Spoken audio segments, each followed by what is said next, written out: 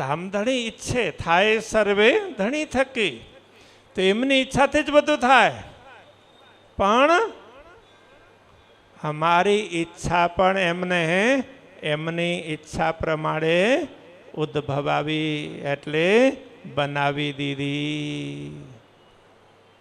અને ક્યારેક ક્યારેક આપણી ઈચ્છા ધણીજીની ઈચ્છા મુજબ ન થાય તો ત્યારે આપણે શું કરતા હોઈએ છીએ? ધણીની કૃપા નથી એમ કહેતા હોઈએ કે નહીં? હા, તો રાજ્ય કૃપા નથી કરી, કૃપા કરશે તો થશે એમ આપણે કહેતા હોઈએ. કે એવું ના હોય.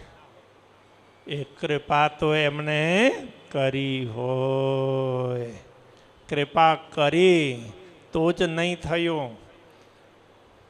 જે કંઈક થવાનું હોય ને, જે કંઈ, તો એવું જો આપણી ઈચ્છા મુજબ થઈ ગયેલ હોત તો એ કદાચ નુકસાન કરે એમ હતું. એટલે ધણીજીએ આપણી ઈચ્છા પૂર્ણ નહીં કરાવી. એટલે એમાં શું ગણવાનું?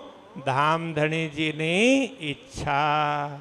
આપણે વિચાર્યા મુજબ ન થાય તો ધામધણીજીની ઈચ્છા સમજવાનું, અને આપણે વિચાર્યું એ મુજબ થઈ જાય તો ધામધણીજીની કૃપા સમજવાની. તો વિચાર કરો તો કંઈ દુઃખી થવાની જરૂરત હોય? હા, પણ જે લોકો ધામધણીજીની ઈચ્છાને, કૃપાને, એમના મહત્વને ન જાણતા હોય તો એ શું કરે? એ ધણીજીને દોષ આપે. આપે કે નહીં આપે? એ દોષ આપે. દોષારોપણ કોના ઉપર કરવાનું?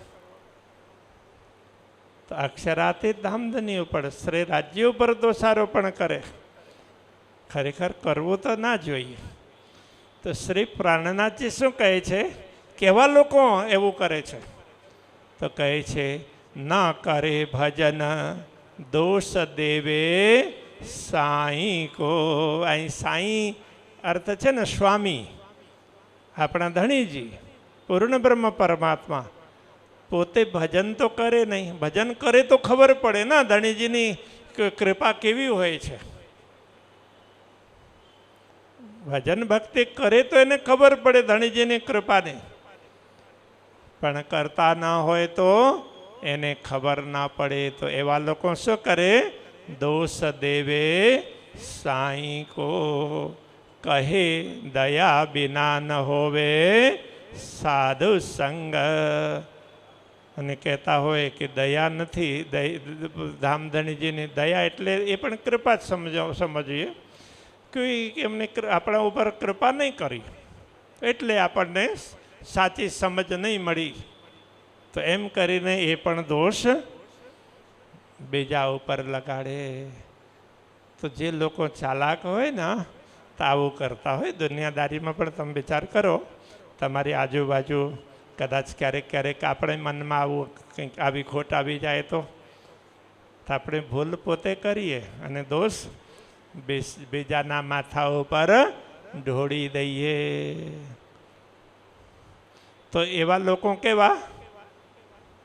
જે સારું વિચારતા ન હોય ત્યારે જ એવું કરે ને. એટલા માટે કહ્યું, ના કરે ભજન દોષ દેવે સાઈ કો, કહે દયા વિના ન હોવે સાધ સંગ. તો એ રીતે તો અક્ષરાતીત ધામધણી ઉપર દોષારોપણ કરે. જો સમજ સાચી આવી જાય, આપણામાં વિવેક આવી જાય, તો ત્યારે શું દેખાય? જો આપણી ઈચ્છા અક્ષરાતીત ધણીજીની ઈચ્છા મુજબ થઈ તો એમની એક કૃપા છે. એટલે આપણી ઈચ્છાની પૂર્તિ થઈ, આપણા મનોરથો પૂર્ણ થયા તો અક્ષરાતીત ધામધણીજીની કૃપા સમજવાનું.